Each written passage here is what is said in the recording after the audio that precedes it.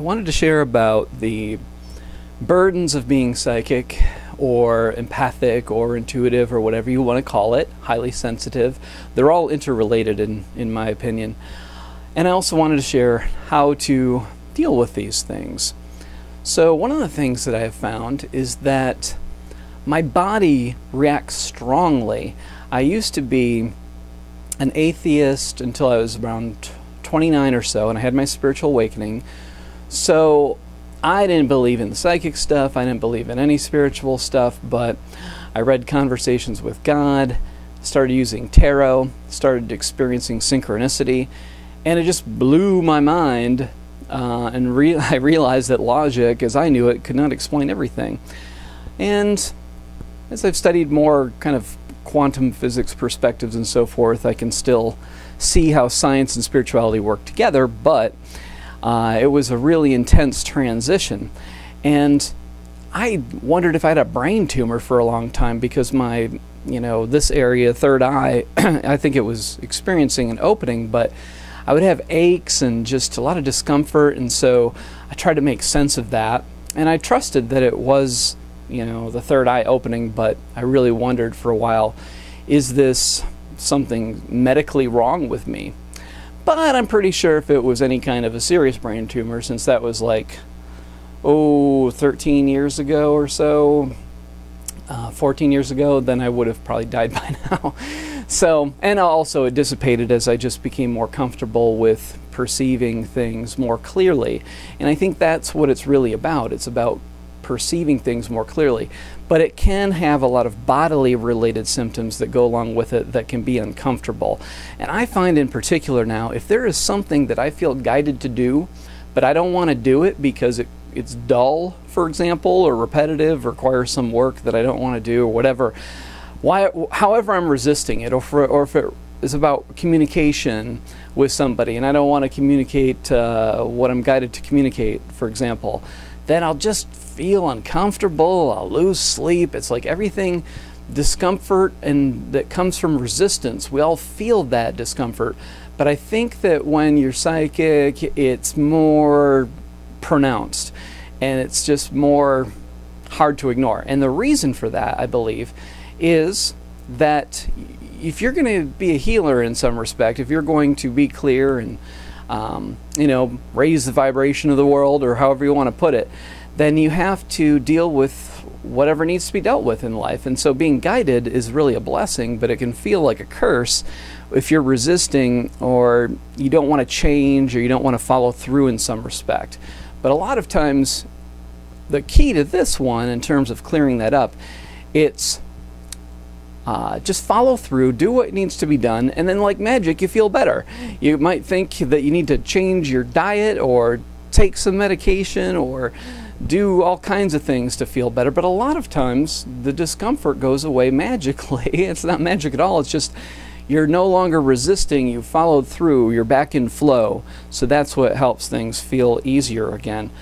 Another thing that is challenging, I believe, being more intuitive, is it used to be when I was just kind of wandering around unconsciously through the world, not thinking about life, because it was just very depressing to think about everything being meaningless, and then I would just die and it would all be pointless. And so I was just in my body mode. I was in my identity as a body and just operating through genetic inheritance and so forth. So lying was not a big deal, being focused on sexual relationships and so forth, and just trying to get those brief escapes through sex and so forth, and romance and stuff.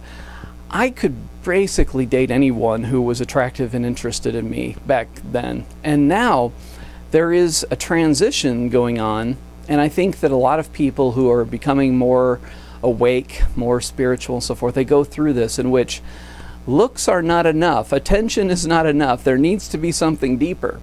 But what that creates internally is this schism, this split between your biological drive, which is basically your genetic inheritance to just mate and have children, and that's it, And so a healthy, good-looking person is enough if that's what you're motivated by. But now, as I'm more sensitive, a person's the degree of work in which they've done upon themselves is what's so core.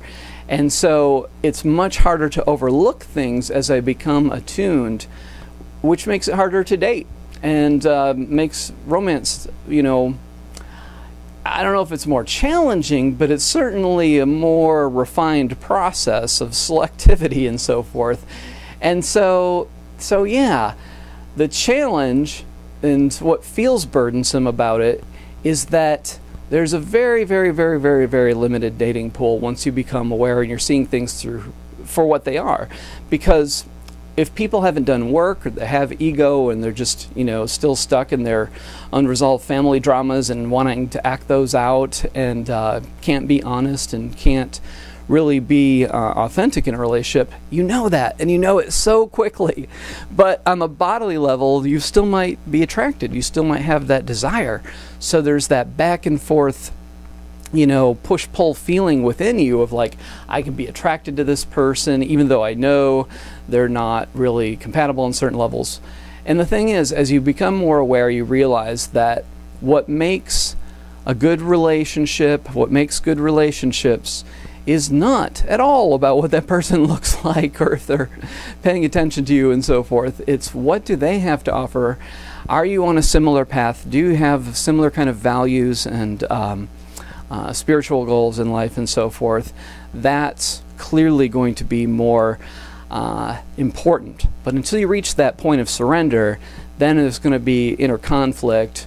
And I once went to a counselor who specialized in working with men's groups and so forth. I saw him individually, and he told me in the very first session, which was something important, and it was about the metaphor of the sirens calling the sailors into the rocks.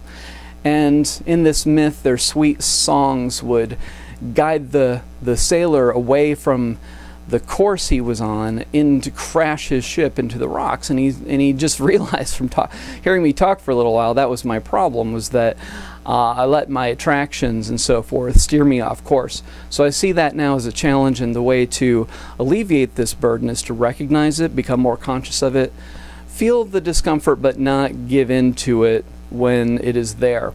In other words, make the choices that are healthy for you and stay on track, and not be led away by biological impulses. Thanks for listening.